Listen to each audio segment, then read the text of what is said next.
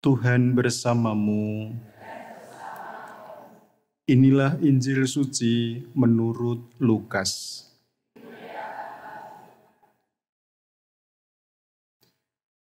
Pada waktu itu, Yesus memandang murid-muridnya lalu berkata, "Berbahagialah hai kalian yang miskin, karena kalianlah yang empunya kerajaan Allah. Berbahagialah hai kalian yang kini kelaparan, karena kalian akan dipuaskan. Berbahagialah hai kalian yang kini menangis, karena kalian akan tertawa.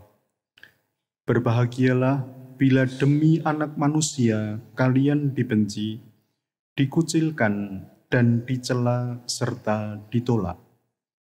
Bersukacitalah dan bergembiralah pada waktu itu, karena secara itu pula nenek moyang mereka telah memperlakukan para nabi.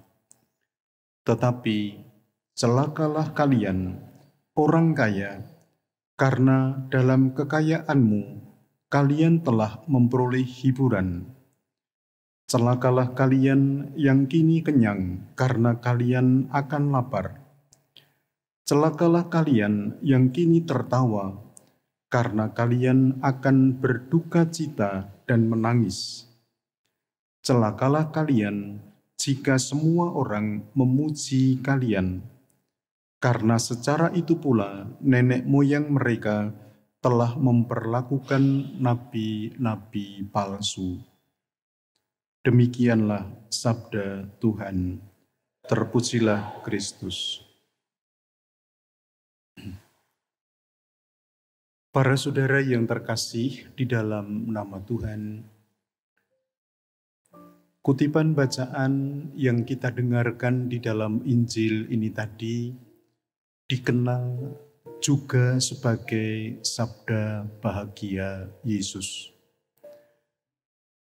Sabda bahagia yang dipertentangkan dengan sabda celaka. Dengan itu, yang dimaksudkan oleh penulis Injil adalah Yesus Kristus ingin menjelaskan yang dimaksud dengan bahagia itu seperti apa.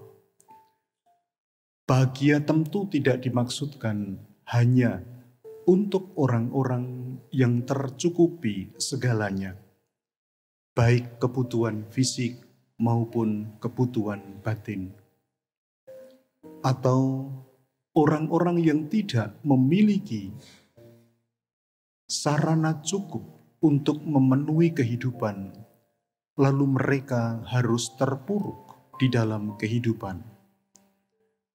Yesus Kristus menekankan kunci kebahagiaan adalah keterbukaan hati dan pengharapan akan Allah.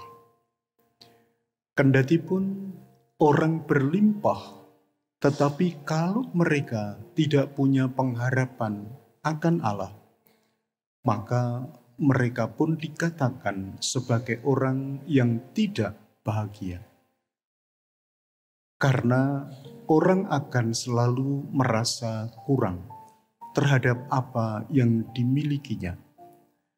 Tetapi jikalau orang hidup di dalam suatu pengharapan, artinya dia berpasrah kepada Allah, menyerahkan hidupnya kepada Allah, maka di dalam situasi apapun tentu ada suatu keyakinan dan keterbukaan bahwa Allah akan bertindak dalam hidup mereka. Yang dimaksudkan dengan pengharapan tentu bukan pengharapan dalam arti pasrah secara pasif, pasrah secara aktif. Orang senantiasa berusaha, tetapi di dalam usaha orang melibatkan Allah, bahwa segala sesuatunya terjadi oleh karena Tuhan Allah sendiri. Jikalau kita pun hidup di dalam situasi pengharapan akan Allah, maka bolehlah kita berbangga pada pagi hari ini karena kita termasuk orang yang berbahagia. Tetapi jikalau kita kadang meninggalkan Allah dan merasa diri hebat, diri kuat, maka hati-hati, barangkali kita termasuk orang-orang yang disapa oleh Yesus sebagai yang celaka. Marilah Bapak, Ibu, dan para saudara, kita mohon berkat dari Tuhan, agar kita dimampukan membangun pengharapan kita yang semakin besar, yang kita letakkan pada diri Yesus Kristus, Tuhan Allah Bapa yang telah menjadi manusia dan menyertai hidup kita di dalam Roh Kudus-Nya. Kemuliaan kepada Bapa dan Putra dan Roh Kudus, seperti pada permulaan, sekarang, selalu, dan sepanjang segala abad.